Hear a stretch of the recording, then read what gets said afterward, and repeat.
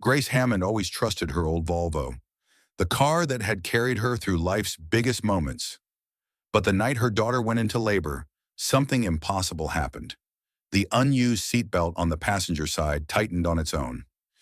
Before we begin, let us know where you're watching from. If you believe the truth always comes out, like and subscribe. Now, enjoy the story. The Volvo wagon groaned under the weight of 30 years' worth of memories as Grace navigated the slick roads toward St. Mary's Hospital. Ellie sat beside her, gripping the armrest with white-knuckled determination, her breathing labored but steady. It was too early for labor, 3 weeks ahead of schedule, but babies didn't care about plans. "Just breathe through it," Grace said, keeping her voice calm despite the storm brewing inside her own chest. She glanced at Ellie, who looked so much like herself at that age, fierce, determined, and scared in a way she'd never admit aloud. Ellie nodded sharply, exhaling slowly. "I'm fine, Mom. Just drive." Grace forced a smile, though her hands tightened reflexively on the steering wheel. The old Volvo had been Maggie's car before it became hers, a relic from another time. Its leather seats cracked and faded, its engine stubborn but reliable.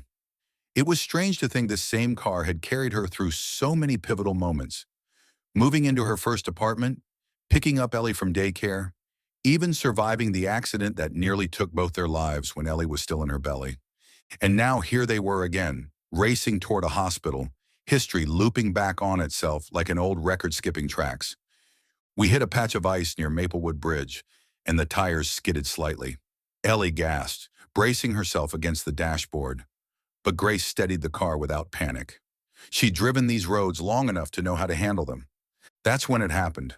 The seatbelt on the passenger side tightened suddenly, audibly clicking into place as if someone unseen had buckled themselves in. My heart lurched. No one was sitting there. Ellie was right next to me, leaning forward with her head between her knees, trying to ride out another contraction. "What was that?" I asked aloud, my voice barely above a whisper. Ellie lifted her head, wincing. "What?" "The seatbelt. Did you hear it?" She frowned, glancing over her shoulder at the empty seat behind us. "Mom, are you okay? You're acting weird." "I'm fine," I lied, forcing myself to focus on the road ahead. But my pulse quickened. I knew what I'd felt, or thought I'd felt. That seatbelt hadn't just clicked. It had pulsed, tightening with deliberate force, like a heartbeat. By the time we reached the hospital, the sensation lingered in my mind like an itch I couldn't scratch. Ellie was whisked away to the delivery room, leaving me alone in the waiting area, with nothing but my thoughts and the faint hum of fluorescent lights overhead. I stared at my hands, calloused and lined with age, remembering the last time I'd felt anything remotely like this. 30 years ago, during that icy winter night when I was 9 months pregnant with Ellie, the Volvo had saved our lives. A drunk driver had slammed into us on a deserted stretch of highway, spinning us off the road and into a ditch. The impact should have killed us both, but the seatbelt, the very same one that had tightened tonight, had held firm, cradling me and protecting the fragile life growing inside me. Back then, I'd called it a miracle. Now I wasn't so sure. Hours later, after Ellie gave birth to a healthy baby boy, I found myself standing outside the delivery room, staring blankly at the floor tiles.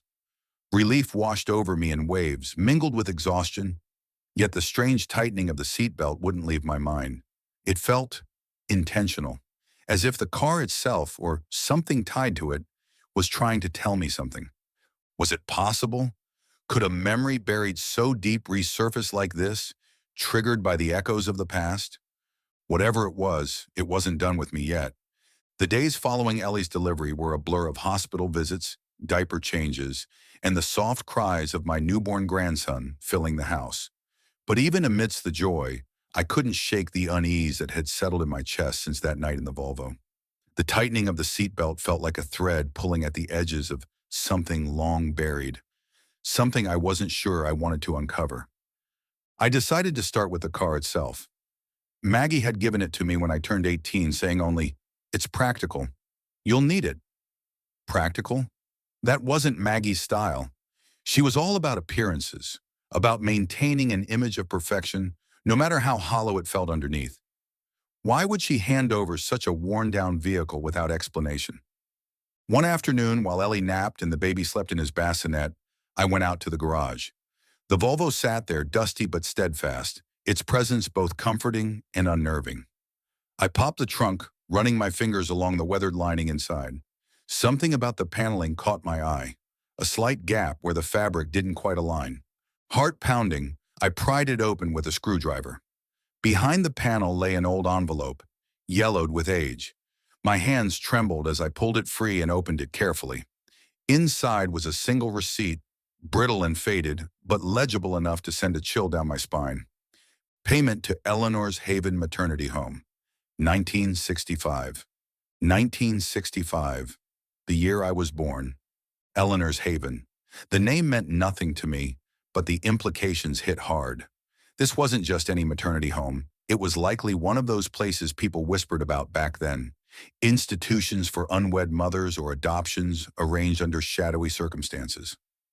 Maggie had always been tight-lipped about my adoption, brushing off questions with vague platitudes about God's plan and second chances. But this was concrete evidence that she'd been involved somehow. And if she'd paid someone at Eleanor's Haven, what else had she done? That night, sleep eluded me. Memories I'd pushed aside for decades began to resurface, fragmented and hazy. I remembered being small, maybe 5 or 6, sitting in the back seat of the Volvo while Maggie drove us somewhere unfamiliar. Her knuckles were white on the steering wheel, her lips pressed into a thin line. I'd asked where we were going, but she'd snapped, "Be quiet, Grace," in that cold tone that shut me up instantly. Had she taken me back to Eleanor's Haven after adopting me? Or had she gone there before bringing me home? What secrets had she kept locked away in her heart, and why? The next morning I called around town, trying to piece together information about Eleanor's Haven. Most people either didn't know or refused to talk about it, their voices dropping to murmurs when I mentioned the name. Finally, I reached Nina Russell, a retired social worker whose number I found listed in an old directory. Her voice was frail but kind when she answered the phone. "Eleanor's Haven," she repeated softly, as though testing the words. "That place closed down years ago. Terrible things happened there." "What kind of things?" I asked, gripping the receiver tightly. There was a pause, heavy with unspoken weight. "Let's just say not every child who left there did so willingly. Some mothers never even held their babies." Her words sent a jolt through me. Was I one of those children? Had my birth mother carried me, loved me, only to have me taken away? And what role had Maggie played in all of it? "I think I might have been born there," I said quietly. "Can we meet?" Nina hesitated, then agreed. "Come tomorrow afternoon, but be prepared. It won't be easy to hear." As I hung up the phone, I glanced out the window at the Volvo parked in the driveway. Its silhouette seemed almost alive now, watching, waiting. Whatever secrets it held, they were tied to me, to who I was and where I came from. For 30 years, it had carried me through life's twists and turns. Now it seemed determined to guide me toward answers I wasn't sure I was ready to face. Maggie's words echoed in my mind as I sat at the kitchen table, staring at the receipt from Eleanor's Haven. "A church group," she'd said, her tone clipped and final, as if daring me to ask more. "The mother died during childbirth. You were meant to be mine, Grace. God brought you to me." I had believed her then, or at least I had wanted to believe her. As a child, I clung to the idea that I was chosen, special, part of some divine plan. But now, with the receipt in front of me, and Nina Russell's cryptic warning lingering in my thoughts, Maggie's story felt like a fragile web unraveling before my eyes. Why lie about something so fundamental? If she truly loved me, why hide the truth? The arrival of my grandson had awakened something deep within me, a longing not just for connection, but for understanding. Holding him in my arms, feeling his tiny heart beat against mine, made me confront questions I'd buried long ago. Who was I before Maggie claimed me? Did someone hold me first? Love me first? Grieve for me? For 30 years, I'd been content to let the past stay buried. But now, with Ellie starting her own journey as a mother, I couldn't ignore the ache inside me anymore. I needed to know where I came from, not just for myself, but for the generations that followed. The next afternoon, I drove to Nina Russell's modest home on the outskirts of town. Her porch sagged slightly under the weight of potted plants, and the air smelled faintly of lavender. When she opened the door, her eyes were clouded with age, but there was sharpness behind them, a clarity that belied her frailty. "Grace," she said warmly, ushering me inside. "I wasn't sure you'd come." "I wasn't sure either," I admitted, taking a seat in her living room. Photographs lined the walls. Families, children, moments frozen in time. One photo caught my eye. A young woman holding a baby, both smiling brightly. It reminded me of the pictures I'd taken with Ellie when she was born, full of hope and promise. Nina noticed my gaze. "That's Eleanor herself," she said softly, "before everything went wrong." "Wrong?" I prompted, leaning forward. She sighed, settling into her chair. "Eleanor's haven started with good intentions, a place for unwed mothers to give birth safely, away from judgment. But over time," she trailed off, shaking her head, "it became something else, a place where adoptions were arranged quietly, sometimes coercively. Mothers weren't always given a choice." Her words hung heavy in the air. I swallowed hard, trying to steady my voice. "Do you remember anyone named Margaret Hammond?" Nina closed her eyes, searching her memory. "Margaret, yes. She came around asking questions once. Very persistent, very devout. Said she wanted to adopt a newborn through the church," her brow furrowed. "But Eleanor's Haven wasn't affiliated with any church. Not officially, anyway. We tried to keep it separate." "So Maggie lied," I murmured, more to myself than to Nina. "She might have believed what she was told," Nina said gently. "Or maybe she knew exactly what she was doing. Either way, she got what she wanted. You." "And what about my birth mother?" I asked, my voice trembling. Did she die?" Nina hesitated, her expression softening with pity. "Not all of them died, Grace. Some simply disappeared, their names erased, their stories silenced."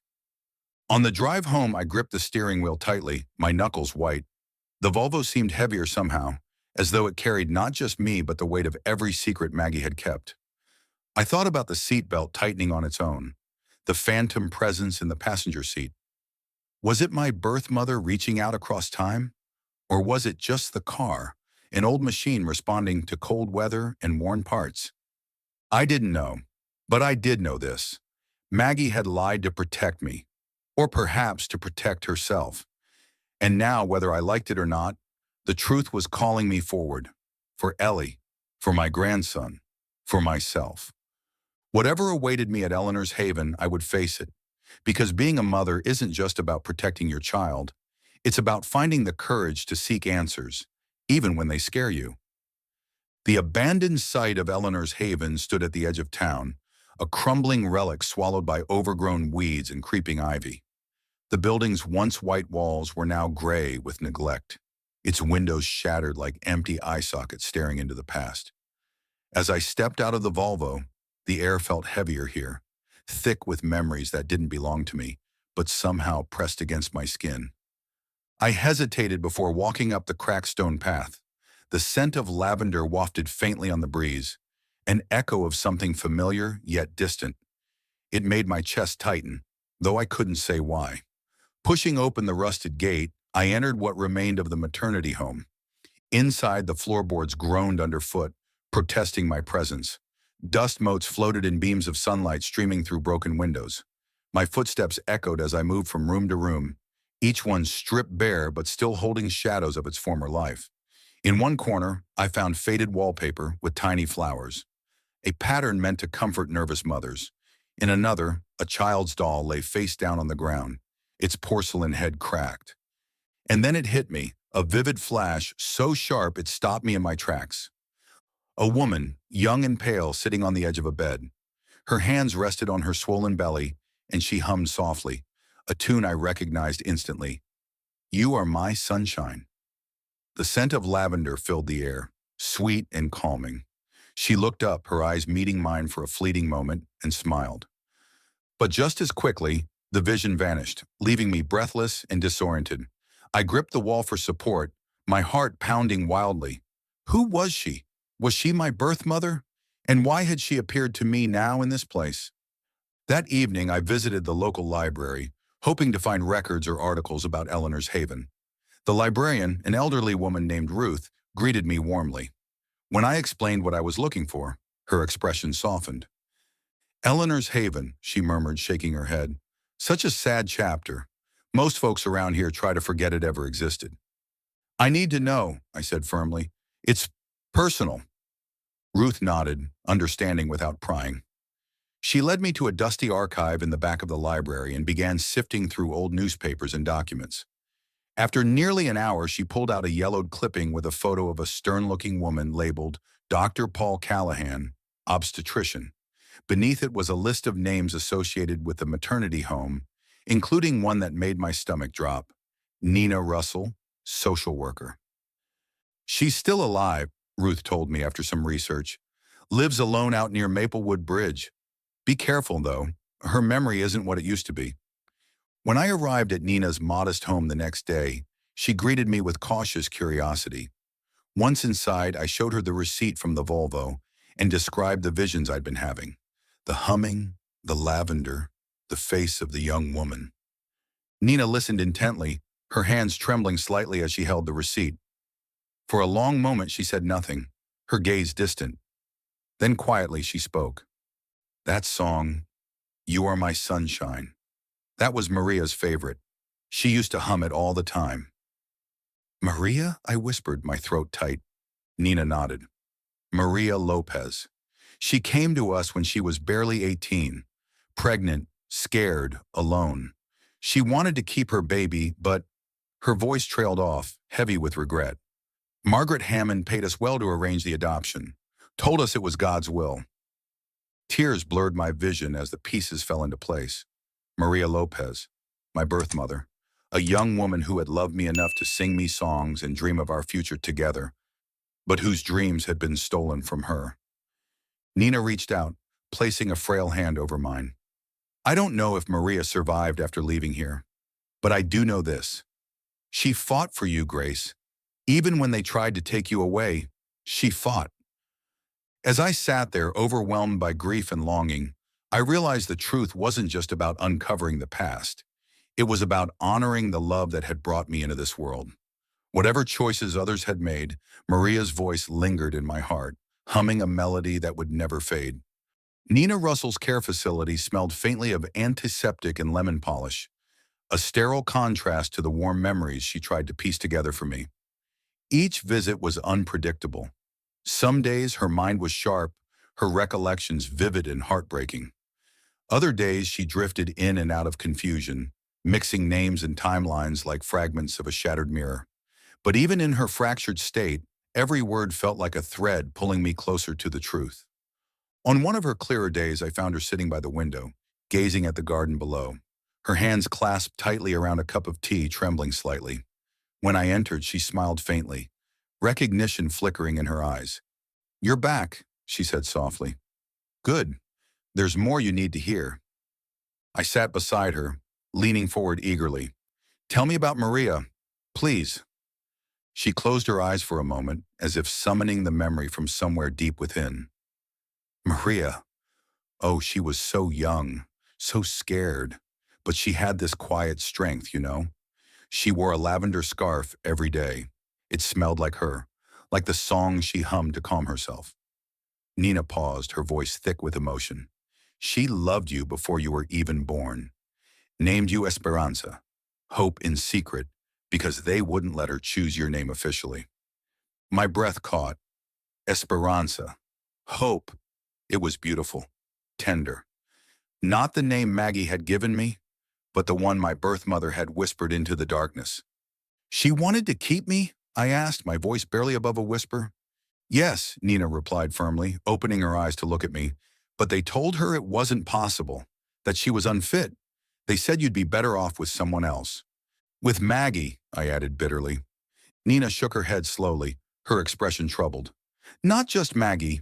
There was another woman, a nurse, who came after the delivery. She argued with Dr. Callahan, insisted that Maria should have a say.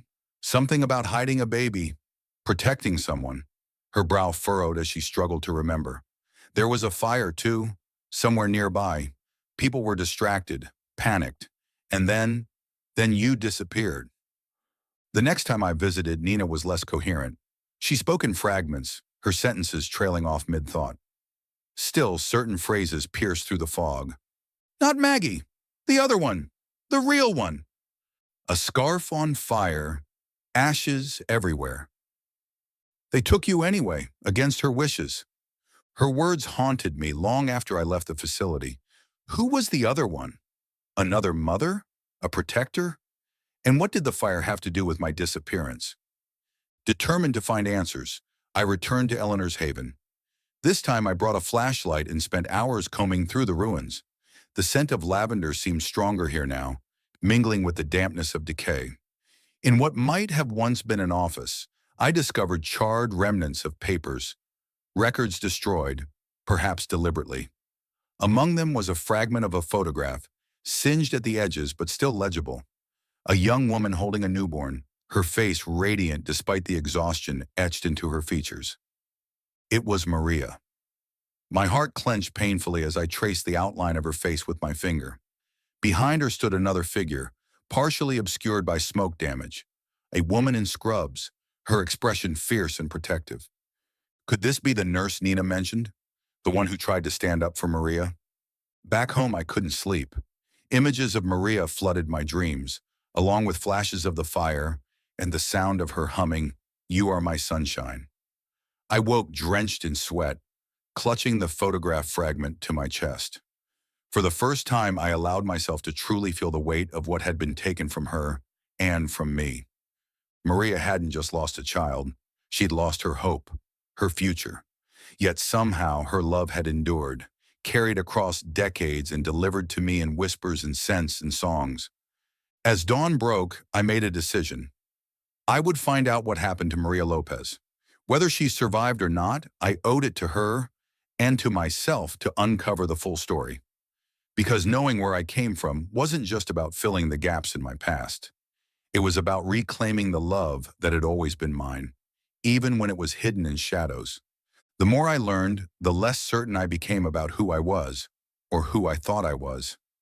Maggie had always been a fortress of certainty in my life, her rules rigid and unyielding, her faith unwavering. She'd told me I was chosen, blessed, part of some divine plan. But now with each revelation from Nina and every clue unearthed at Eleanor's Haven, that foundation began to crack. Was Maggie protecting me or hiding me? The question gnawed at me relentlessly, blurring the lines between gratitude and betrayal. On one hand, she had given me a stable home, an education, a future. She had raised me as her own, even if her love was often cold and distant. But on the other hand, what right did she have to decide my fate without telling me the truth? To erase Maria's existence so completely that I grew up believing I had no one else in the world? I found myself staring into the mirror late at night, searching for traces of Maria in my reflection.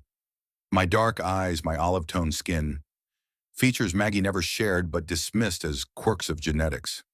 Had she noticed them too? Did they remind her of the woman she'd effectively erased from my life? Ellie noticed the change in me first. One evening, as we sat together in the living room, with the baby sleeping peacefully in his bassinet, she reached over and touched my arm. "Mom," she said gently, "you seem different lately. What's going on?" I hesitated, unsure how much to share. How could I explain something I barely understood myself? Finally, I sighed and met her gaze. "I've been trying to find out more about where I came from," I admitted, "about my birth mother." Ellie's eyes widened slightly, but she didn't interrupt. Instead, she listened intently as I recounted everything. The receipt, the visions, the visits to Nina, the ruins of Eleanor's Haven. When I finished, there was a long silence. "Do you think Grandma knew," Ellie asked finally, "that she wasn't just adopting you, but taking you away?" Her words struck me like a punch to the gut. Taking me away. That's exactly what it felt like now.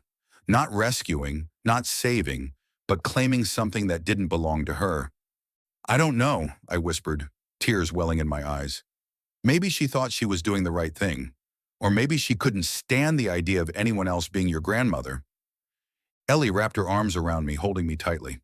For a moment, I let myself lean into her embrace, drawing strength from her presence. She was my daughter, my legacy, and yet I realized she was also proof that I belonged to someone else first, to Maria, whose love had shaped me before I even drew my first breath. Back at Nina's care facility, I pressed her further during another lucid moment. Why did Maggie want me so badly? I asked. What made her go to such lengths? Nina frowned, her hands twisting nervously in her lap. Margaret was desperate, she said slowly. She couldn't have children of her own, you see. And when she found out about you, she trailed off, shaking her head. Some people will do anything to fill a void, Grace, even if it means leaving scars behind. Scars! The word resonated deeply. Maggie's actions hadn't just affected me, they had rippled through generations. Her choices shaped the way I saw myself, the way I parented Ellie, the way I carried guilt and uncertainty inside me like a second heartbeat. But none of that changed the fact that Maria had loved me first, that her lavender scarf and her songs were part of who I was, whether Maggie acknowledged it or not. As I left the care facility that day, I felt a strange mix of anger and resolve. Maggie might have believed she was protecting me, but in doing so, she had robbed me of my truth, and perhaps robbed Maria of her chance to be a mother. Whatever happened next, I vowed to honor Maria's memory, to piece together the fragments of her story and make sure she was never forgotten again. Because knowing where I came from wasn't just about finding answers, it was about reclaiming the love that had always been mine, buried beneath layers of lies and silence. Tracking down Dr. Paul Callahan wasn't easy. After days of searching through old medical directories and making calls to retired physicians associations, I finally found him living in a small assisted living facility 2 towns over. He was frail now, his once authoritative presence diminished by age, but his eyes still held the sharpness of someone who had spent decades making life-altering decisions. When I introduced myself and explained why I was there, he leaned back in his chair, studying me with an unreadable expression. For a moment, I thought he might refuse to speak, but then he sighed heavily and nodded. 1965, he murmured almost to himself. A long time ago. A lot of lives changed that year.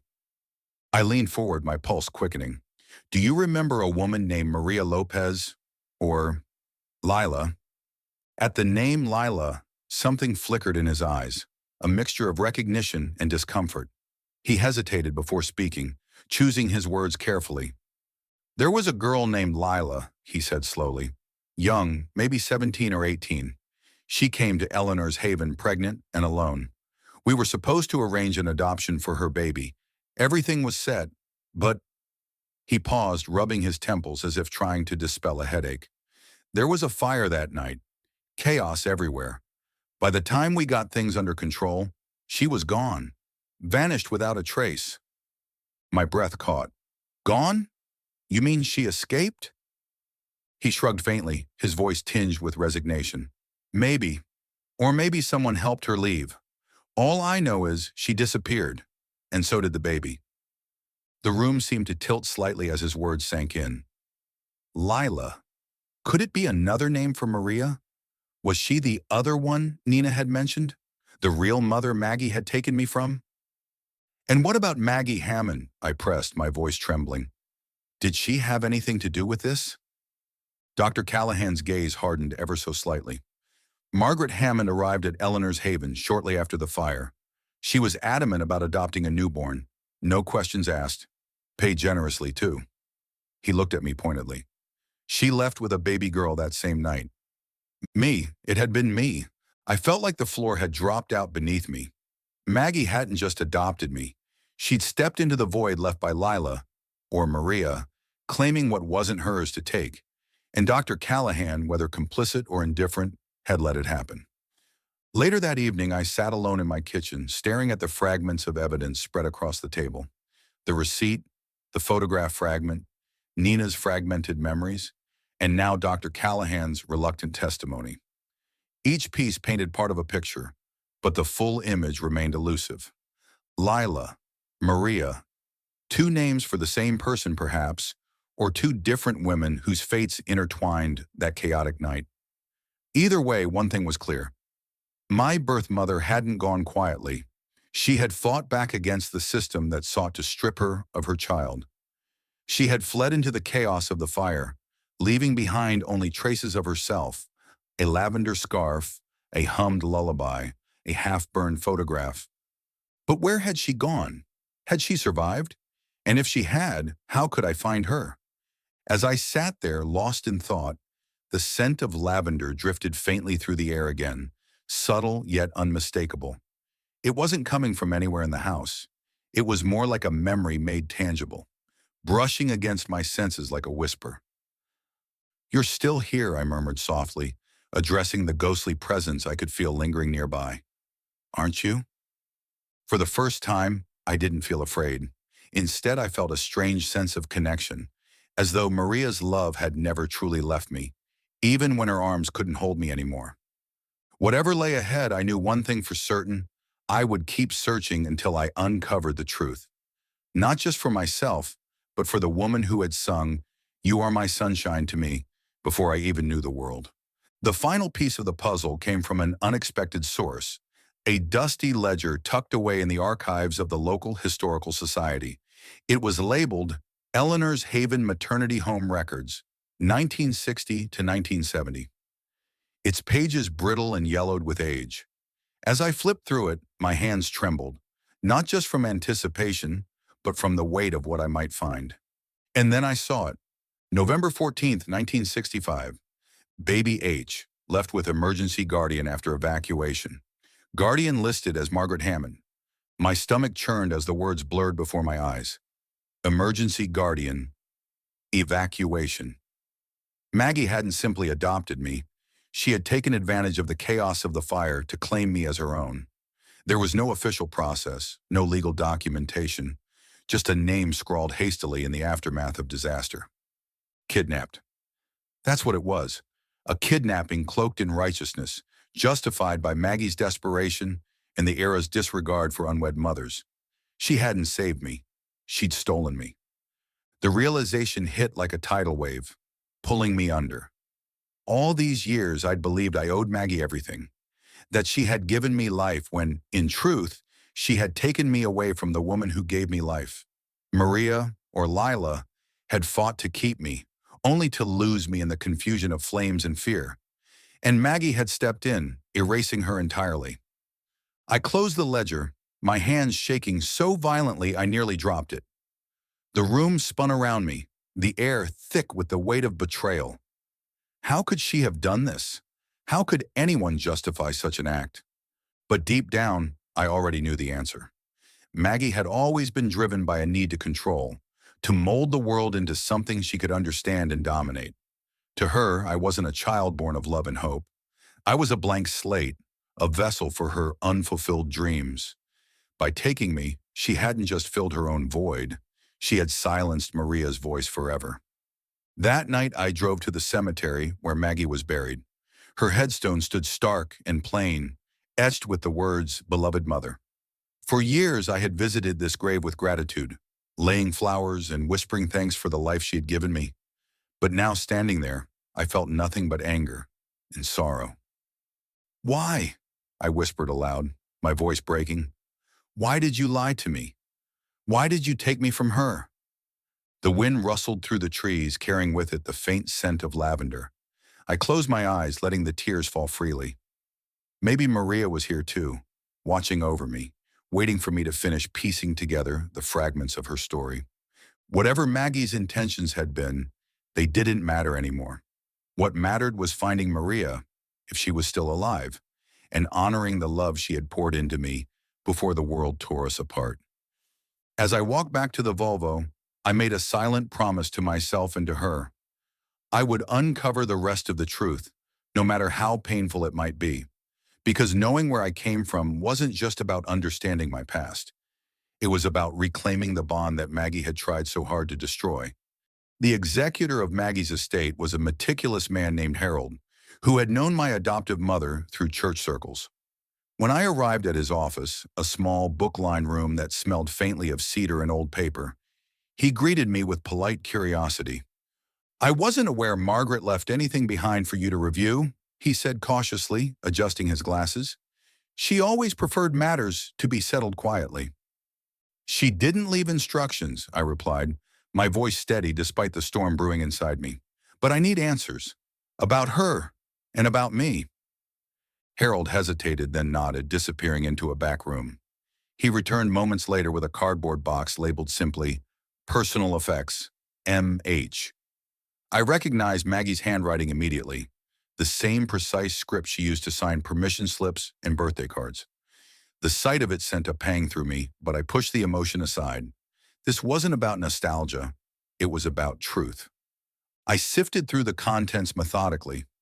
Faded photographs, brittle letters tied with ribbon, and finally a leather-bound journal. My breath hitched as I opened it, flipping through pages filled with Maggie's cramped handwriting. Most entries were mundane, grocery lists, sermon notes, reminders to call the plumber, but one passage stopped me cold. November 15th, 1965. I have taken the child. It is done. God will forgive me, for I have acted in his name. The girl, they called her Lila, was unfit, unworthy.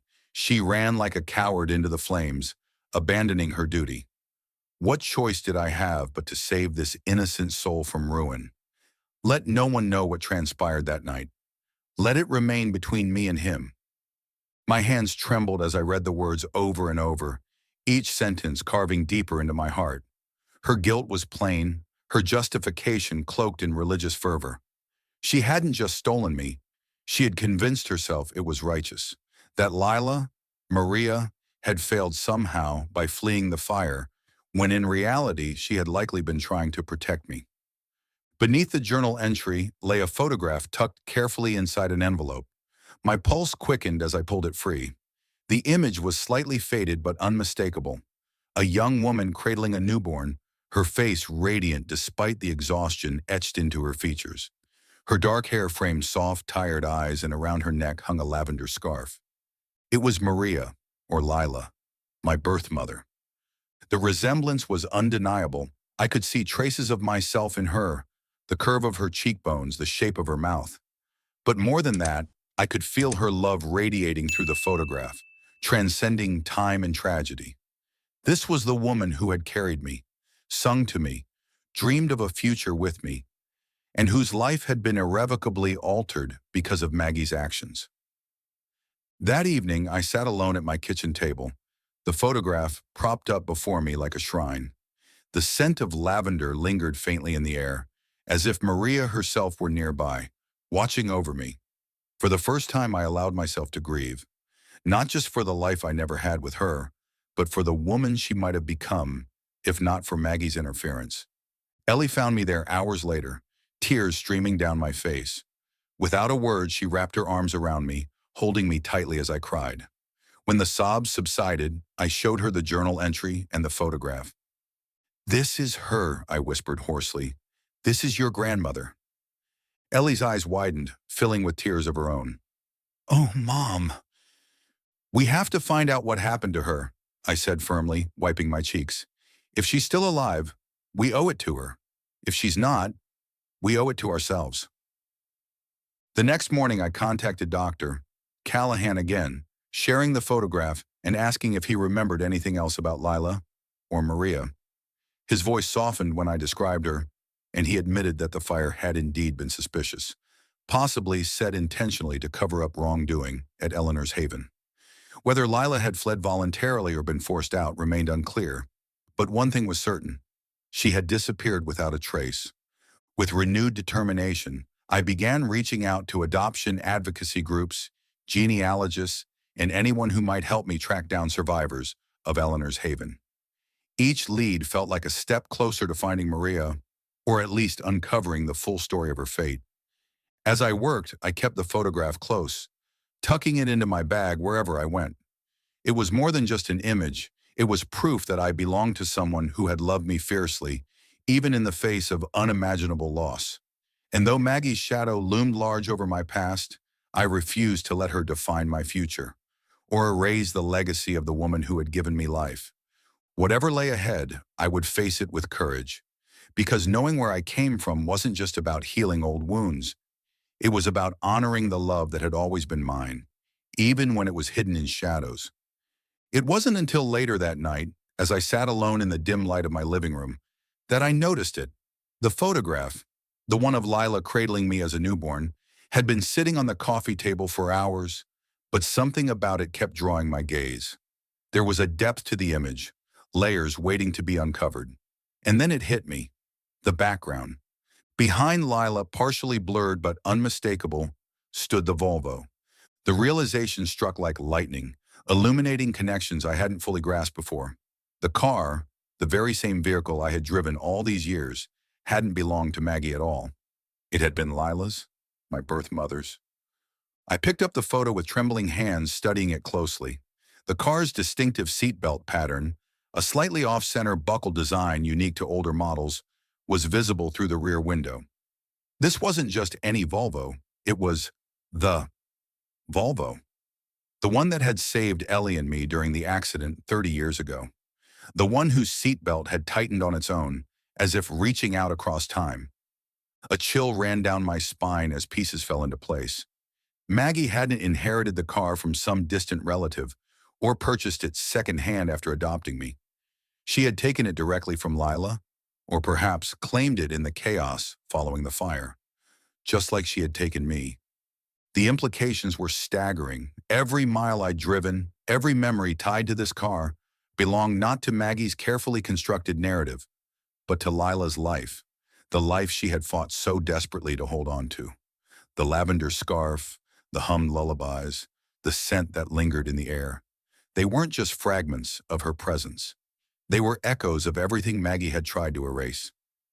The next morning I returned to Eleanor's Haven, this time with fresh eyes. Standing in the ruins, I could almost picture Lila here. Her fear, her courage, her determination to protect me. Had she driven this car while pregnant, humming "You Are My Sunshine" to soothe herself? Had she planned to escape long before the fire forced her hand? I walked slowly around the perimeter of the property, searching for anything else that might connect Lila to the car. Beneath a pile of charred debris near what had once been the garage, I found a rusted keychain shaped like a sunflower. Its paint was chipped, but the symbol felt significant, hopeful, much like the songs she used to sing. As I held the keychain in my palm, I whispered aloud, "Lila, Maria, whoever you are, wherever you are, I'm going to find you." Back home, I began piecing together what little I knew. The car had been hers. The scarf had been hers. Even the melody she hummed had woven itself into my soul without me realizing it. Everything Maggie had claimed as her own, the adoption, the car, even the story of how God brought me to her, had roots in Lila's life. Roots Maggie had severed violently, leaving scars that spanned generations. But now, armed with the photograph, the journal entry, and the keychain, I resolved to rewrite the narrative, to honor the woman who had loved me first and lost so much because of it. Ellie joined me in my search, helping me comb through online archives, social media databases, and adoption registries. Together, we reached out to organizations specializing in reuniting birth families, sharing Lila's story and hoping someone might recognize her face or name. Each step forward brought both hope and heartache. Hope that Lila might still be alive, waiting somewhere for answers. Heartache knowing how much she had endured, and how ruthlessly Maggie had erased her existence. Late one evening, as we worked side by side at the kitchen table, Ellie looked up from her laptop, her expression softening. "Mom," she said quietly, "do you think Grandma ever regretted what she did?"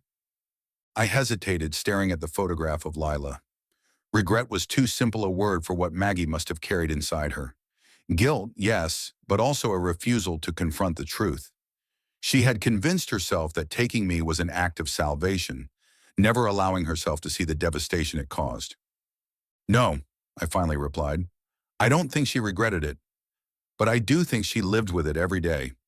That's why she held on so tightly, to me, to the car, to the lies, because letting go would mean admitting she was wrong." Ellie nodded thoughtfully, then added, "And we're not going to let her win. We'll find her. Your mom." Tears welled in my eyes as I reached for her hand. "Our mom," I corrected softly. "If anyone deserves to be remembered, it's her." The Volvo sat in the driveway, silent yet somehow alive with history. Its seatbelts, worn but strong, seemed to pulse faintly under the moonlight, as if they too were waiting for the moment when justice and love would finally intersect. Whatever lay ahead, I knew this. The car wasn't just a relic of the past. It was a bridge, a vessel carrying me toward the truth, no matter how painful or beautiful it might be. The seatbelt had always been more than just a piece of machinery. It was a lifeline, both literal and symbolic. It had saved me during the accident with Ellie, held me steady when I thought I might fall apart, and now it seemed to pulse faintly with an energy that connected me to my true past.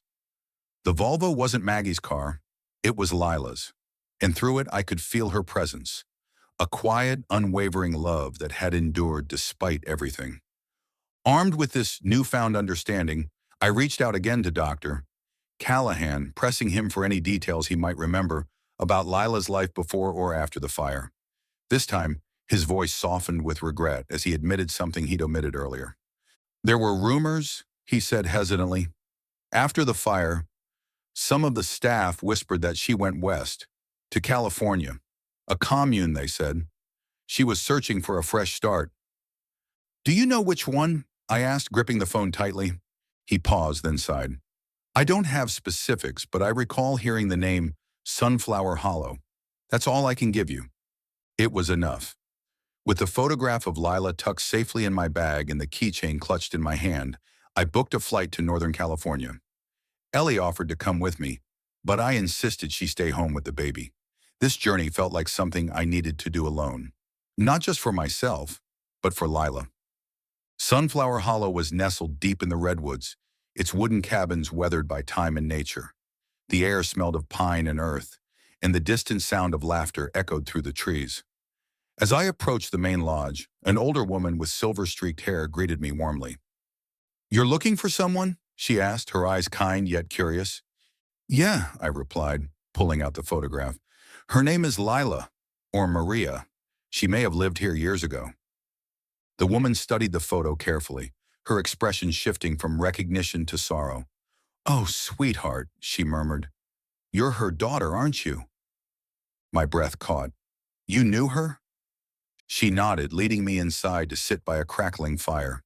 Over steaming cups of herbal tea, she told me about Lila, how she had arrived at the commune broken, but determined to rebuild her life. She spoke often of a child she'd lost, though she never revealed the full story. Instead, she poured her love into gardening, teaching, and writing. She stayed here for over 20 years, the woman explained, but she passed away 5 years ago. Heart failure. Before she died, she left something behind. For you. Tears blurred my vision as she handed me a small box wrapped in faded fabric. Inside was a handwritten memoir and a stack of photographs. On the cover of the journal, Lila had written simply, "For my daughter, if she ever comes." That night, sitting alone in a cabin under the stars, I opened the journal. Her words spilled across the pages like a song, raw and beautiful.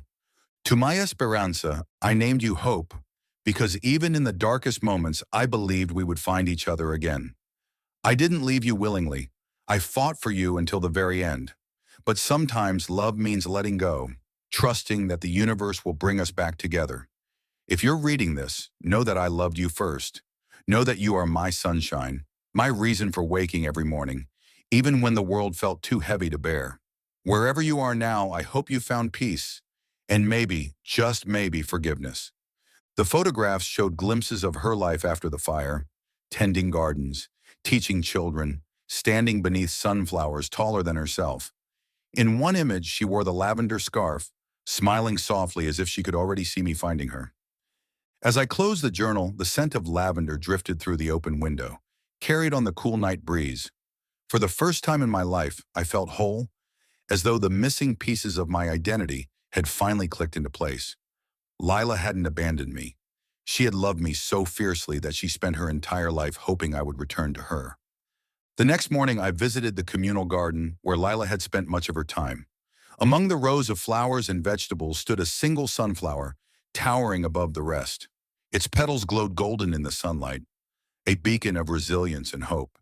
Beneath it lay a small plaque, engraved with her name and the words, "Forever my sunshine." I knelt there, running my fingers over the inscription, and whispered, "I'm here, Mom. I found you." In that moment, I realized the seatbelt, the one that had protected me all these years, wasn't just a symbol of survival. It was a thread connecting me to Lila, a reminder that no matter how far apart we'd been, her love had always held me close. And now it was up to me to carry that love forward, to honor her memory, not just as my mother, but as the woman who taught me what it truly meant to fight for hope, even in the face of loss. Lila's memoir was a treasure I would carry with me forever. Her words painted a vivid picture of a young woman thrust into unimaginable circumstances, terrified, alone, yet fiercely determined to protect the life growing inside her. She wrote about the night of the fire, how she had clung to me as chaos erupted around them, how she had tried to escape with me in her arms. And then, the devastating moment when she realized I was gone. "They took you from me," she wrote, "but they couldn't take my love for you." I kept the car because it was the last thing we shared, the last place where your cries still echoed. Every time I sat behind the wheel, I imagined driving off to find you, bringing you home. But life doesn't always give us the endings we hope for. So instead, I held on to faith. Faith that one day, somehow, you'd come back to me. Her story broke my heart and healed it all at once. Lila hadn't given up on me. She had poured every ounce of her love into waiting, hoping, believing we would reunite. The Volvo wasn't just a car. It was a vessel of her unwavering devotion, a tangible link between us across decades of separation. When I returned home, the weight of Maggie's actions settled differently within me. It wasn't forgiveness exactly, not yet, but an understanding of the desperation that had driven her. She had raised me with care, even if it was laced with control and fear. In her own twisted way, she had loved me too. But her love had been built on lies, while Lila's had endured despite them.